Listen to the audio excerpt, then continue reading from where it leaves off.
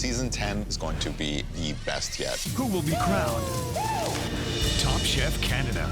All new Monday at 10 on Food Network. All right. Yes, sir. It is your boy KB, the boss from ShifterMagazine.com, here with two of the contestants on this season of Top Chef Canada. And we're very, very excited to be sitting down with Tre Sanderson. He's over at Vela, a restaurant here in Toronto. And we have Joachim Hayward, who's the head chef at Winona. And once again, both contestants on this season of Top Chef Canada. Congratulations, guys, on being on this season of the show. Thank you. Yeah, it was quite an experience, man. Absolutely. And I saw Joachim, you just had a little one, a new Yeah, absolutely. She's like 12 days old as of today, and just taking it one day at a time. I had like a week and a bit off from work, so not a lot, but like just enjoying the precious moments while they come, man. It's my second kid, so a little more prepared this time. Not as scary, I don't think, but it's a lot. There's a lot going on for me this year, so just feeling blessed. Yes, lots of wins. So let's talk about the show. Like, what was that like? What was that first call like? When you guys get the call to say, "Hey, we want you on Top Chef Canada." What's your reaction? And was that always an aspiration for both of you guys? You want to take it away, Tre, and then? Okay, yeah. It was kind of like for me, like I seen the ad and I was like, okay, I want to get on this season this year, and. For me, I just wanted to shoot my shot and, see if I can make it and see how far I could go. So it was just kind of like, taking it day by day. Me and my girlfriend did the application together, and just kind of went from there. And then as soon as we got the call, man, I was so excited. I felt like I wanted to cry, like so much different emotions. But honestly, it was so exciting. It was like really humbling experience for sure. Mm-hmm. Yeah, man. I'm not gonna lie. It was like a kind of a mixed bag of emotions. Like. I had, I think they touched on it briefly on episode 1, but I had my own restaurant that had just recently shut down for reasons against my own control. But, I was in a really weird place mentally in my life to want to do this competition.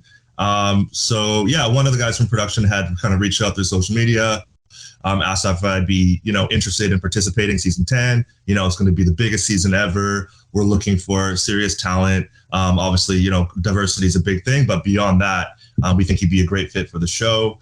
And immediately I was like, I don't know, I kind of turned it down. I'm not gonna lie, I wasn't interested in the application process.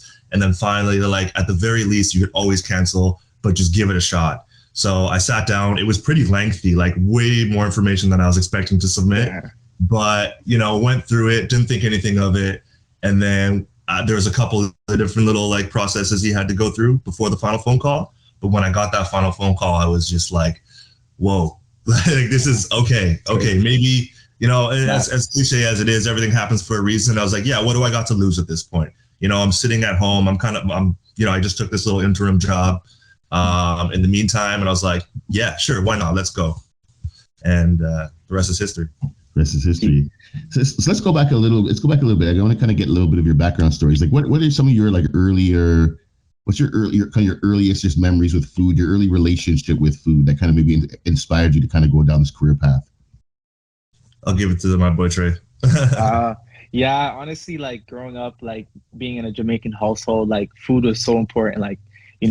Every day, my grandma or my mother would just kind of make a spread of food, it was ackee and saltfish, dumplings, oxtail, and as a young age, this food was so good, and it made me kind of interested in pursuing food or a professional career in this industry, and that's what I kind of got inspired by. It was really good food and flavors growing up from my grandma and my mom, and just going from there, because food was so important for us growing up. I feel for every family, but for me, it was inspiring to see how much smiles and memories it puts on our faces and in our lives, because it's just really important, and I just kind of drive into it, and here I am now, loving it every day.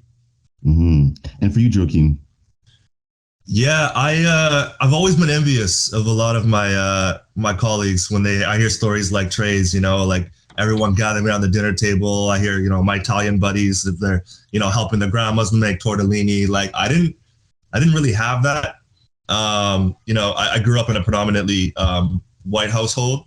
My dad's close by. He's the African heritage, but, there was a bit of a disconnect between him and I. So I didn't really fall in love with food at a young age, the same way a lot of my fellow chefs have. And so I've always been envious of that. But in my senior year of high school, we had just a generic high school cafeteria, fish and chips, burgers, whatever. But the guy running the program was a certified Red Seal chef in BC. And that's one of the highest certifications you could get in Canada. And they introduced a program to start introducing first year curriculum of culinary school in college into senior year of high school. And there was a $2,000 grant as an incentive for young kids like myself to get into it.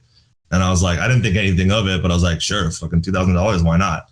And very quickly, next thing you know, we're breaking down, whole fillets of salmon. We're making terrines, we're making wedding cakes and making sausage. And, I won, my first block, I'd have PE or English, and then I'd be suiting up into my chef whites and learning about the mother sauces of Escoffier. So that just catapulted my interest at a very young age. And then, went into an apprenticeship program on a golf course. And then, just kind of took it from there. Mm-hmm. And what's the experience right now? We asked David Zilber this when we interviewed him, but what's the experience like of just being a Black man in the whole culinary world? Is there is there racism you face or any stereotypes you face, or is it a good experience? Because we've also heard from Black chefs that actually have a great experience, that the industry really is welcoming. So what's your personal experience as Black men in the culinary world? I mean, I've had a different story. I wish it was as positive as maybe some of the other people you've interviewed.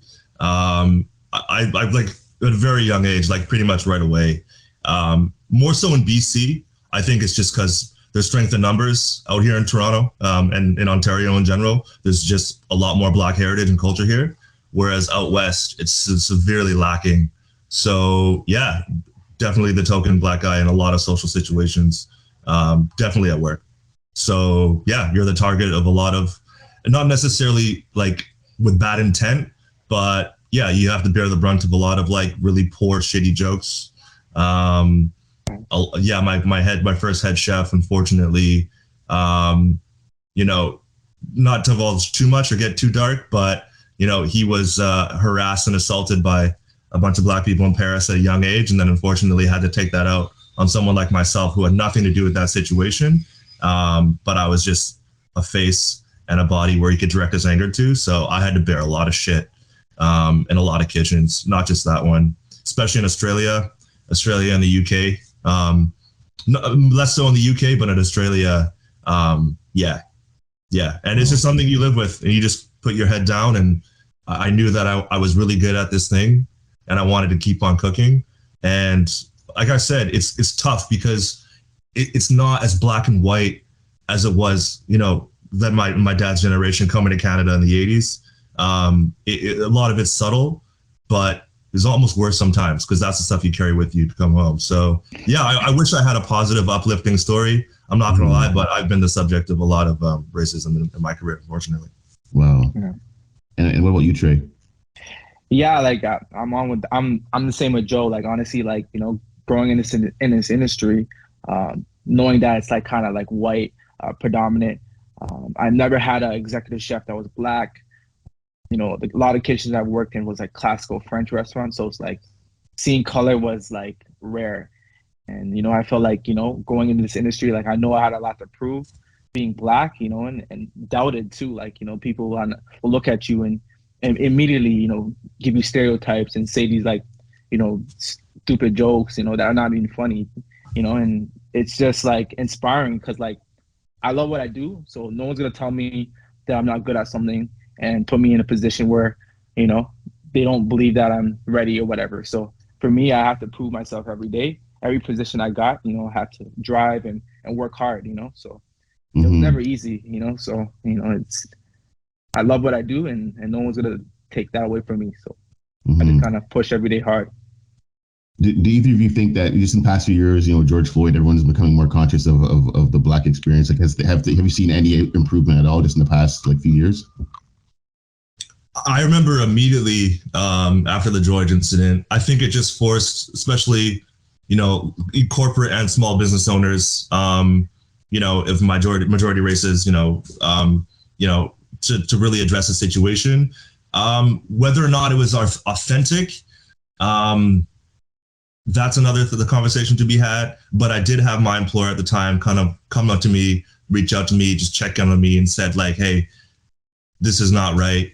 I want to see how you're feeling. Like, they were literally boarding up shops in Yorkville, anticipating riots in the streets of Toronto. It was crazy. Like, I don't know if you remember, but, a lot of employees and colleagues just really took the time to just check up on me, and the irony is like a lot of my, my white and like non-BIPOC friends, we've always been very vocal on social media, very anti-racism, in support of, Black, Indigenous friends, but they kind of just like learned to shut up for a second.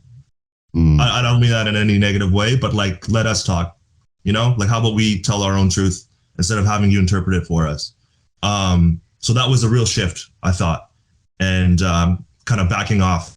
It's not so. It was like the backup singer overtaking the lead vocalist, if that makes sense. It was like, let us, tell our own truth, and yeah, just a lot of people listening, and really just a lot of overwhelming support I found from a lot of people.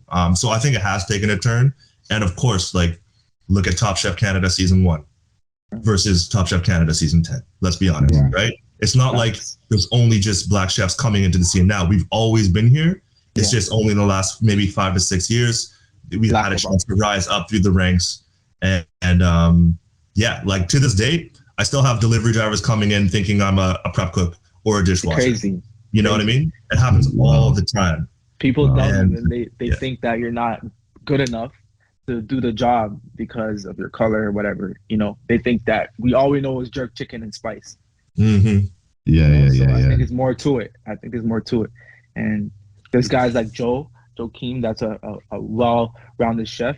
He's very talented, and it's talent that's kind of in the shadows a little bit. Having this platform now, sky's the limit. Mm-hmm. Well, I mean, good to hear that things have, at least improved, in recent years.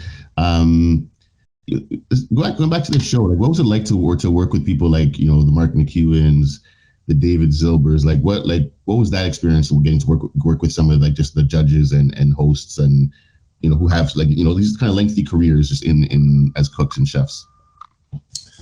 Yeah, I mean, I remember me and my mom watching Mark McEwen, on his own program like years ago, and just kind of aspiring. Like, I'm from BC, it's like little suburb outside of Vancouver, so like Toronto's always been a big deal for me. It's always dictated, food culture, music, it's art, etc. And so when I finally did come here to Toronto, and I remember my first night I ate at a restaurant called Dandelion in the West End, and Mark McEwen and his wife was sitting next to me, and I had like a fanboy moment, So on the show, he was actually very tame. I was kind of expecting him to be a bit of a hard ass, but he was like very fair, very nice. David Zilber, wow, like that guy is just doing incredible things. Just really breaking down food, super intelligent, very like, on the show, I thought he's very direct, and he didn't let any of his kind of biases come into affect his judging. He's very fair.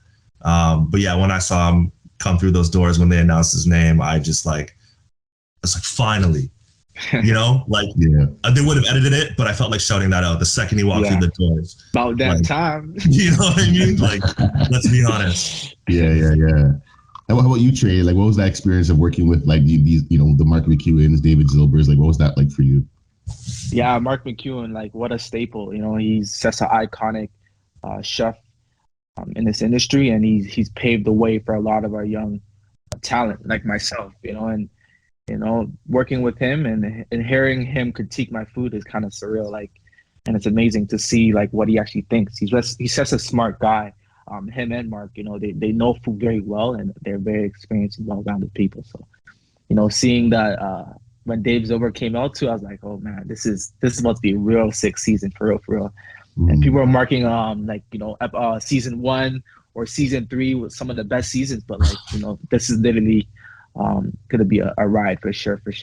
As soon as he walked through this door, I was like, oh, this is about to be crazy. Yeah. And for you, Joachim, like how much do you feel like you grew as in your craft, like just from the beginning of the experience, like through to the end? Yeah, I grew in ways that I didn't expect to be honest. Like I was wary entering this competition because I think I mentioned like my morale was pretty low. Did I need to be away from my family and my 7 months pregnant wife for up to 5 weeks? Probably not. But I knew that like I was just kind of going stir crazy, cabin fever, and I needed this way more than I thought I did. It was a chance for me to explore my own self. For the first couple of days, you're literally in a hotel room, just like chilling, getting in the zone. And like it really did help me get into my own headspace a little bit, and just everything came into focus. It's like my whole 13, 14 year career watching Top Chef, OG in the States, and then watching in Top Chef Canada. It just never seemed like a possibility. And so there I was living it. But through the process, it really did just like a lot of conversations with myself. They do a really good job of like keeping things insulated. Everything seems life or death. I mean, even though, let's be honest, it's a, entertainment show, it's a reality TV show, but like in that moment, you overthink everything. And there's no one other than your fellow contestant chefs to kind of like talk to, but having my fellow chefs there was grounding, cause you'd finish one of these crazy quick fires and then we look at each other and be like, that was fucking crazy, right? Like, it's not just me. I'm not just being like soft, like that was insane. They're like, no, you're right. You have every reason to feel this way. But yeah, I like humility and appreciation for my craft are like the two biggest things I walked away with. Mm-hmm. And how about you, Tre? Like, how do you feel like you grew a lot just as a chef from the beginning of your experience to the end? Yeah, like coming into this competition, I think a lot of people know my story from my bio. Like, I've never been a chef of a restaurant. I've never had a sous chef position. I've literally just been cooking in a senior role for literally most of my career. So coming on this competition and, competing against some executive chefs and owners and stuff like that, I had a lot to prove. And, I kind of wanted to come on the show a lot because as soon as I got the call, I was like, okay, now is my chance to shine and showcase what Tre could do, what he could bring to the table, and the talents that I could show. So, I've learned a lot as a chef and a cook, and it was a fun ride for sure. So had a lot of fun and learned a lot from a lot of talented chefs around me for sure. Did you guys take away any friendships, like just from the experience that you feel like just will continue after the show? For sure. I think it's like we're a family now, and it's as cliche as it sounds. Like it's literally like I feel like I could talk to these guys and like connecting in different ways, and we're all foodies, we're all chefs, so we're all like one call away really. So yeah, for sure. Yeah, same. Some unlikely alliances, here and there. They come in like a Smash Bros. Free for all, but at the end of it, you're all like on one team more or less, right? Because you see, we're all empaths at the end of the day, and at least I am. And even though you're competing against this one particular person, even if in a situation you're in the middle, you're on top, and then you see that person on the bottom, you can't help but feel for that person. Yeah. So it really does become this like all for one for all mentality towards the end. And I just think everyone was like very, very fair. A lot of people, I'm not sure if they'll get to really show it on the show, but from the inside, like this is the season that at least it seemed like everyone was really trying to help each other, not necessarily on team, challenges. So, something as small as like, instead of taking all of the blackberries, maybe take what you need in case another competing chef wants to take that. Like, I'd rather have my competitor have all the tools necessary to come prepared and have like a fair fight rather than have a handicap, you know? Yeah. So yeah, I felt really good about that this season. It's nice. It's really nice. Yeah, no, that's good. So yeah, before we wrap up, like where do you guys go next? Like after having this big experience, you have this national platform, like any ideas of just, where you'd like to go next after this experience? Anything you have maybe coming up you'd like to kind of plug for our audience? So, Yeah. So, the big part of me getting on the show is like, I love Southern Ontario. I love Toronto. I think, I've done fairly well at creating a name for myself in the city, but as soon as I leave the city, you kind of have to start all over again. So that was a huge part of being on the show, whether or not my family and I want to relocate somewhere else at some point, having a foot in, a little bit of a platform already, or at least a reference point, for someone to kind of reach out. I think that'll get me quite far. But for right now, it's really just about, seeing what opportunities may arise. Maybe there's an investor that wants to slip through the DMs or something. You just don't know, right? And that was obviously a huge reason why I got on the show, especially having had my own restaurant and having it run successfully. And the only reason why I fell apart is because, unfortunately, there's some sharks in the tank and, a bit of naivety on my part. But once that fire is lit, it's hard to put it out, man. It's really hard, so that's obviously the goal for me, is to have my own place again, and much smaller, much more voice in my own business, and see what happens from there. Awesome. And for you, Tre, where do you kind of go after this experience? I don't know, man. I'm just kind of taking it day by day. Yeah. This was such a really humbling experience for me. So it was like, there's so many opportunities, coming my way, but it's just taking it day by day, hearing everybody out. And honestly, I really want to showcase Jamaican, Caribbean food at a really high level. For me, that's really important, because that's the. I'll be the first one there, bro. Please, I'll be the first one in line. Yeah. We always talk about French, Italian. Okay, cool. But what about Jamaican? Why can't that be on a Michelin star level? Why can't that be white tables, white cloth? So I think that's what I kind of want to do. And I want to be one of the first chefs to kind of push those boundaries and, start some conversations. That's good. Well, if you ever need some taste testers, I'm definitely down to come through and, For sure. and sample. Sure.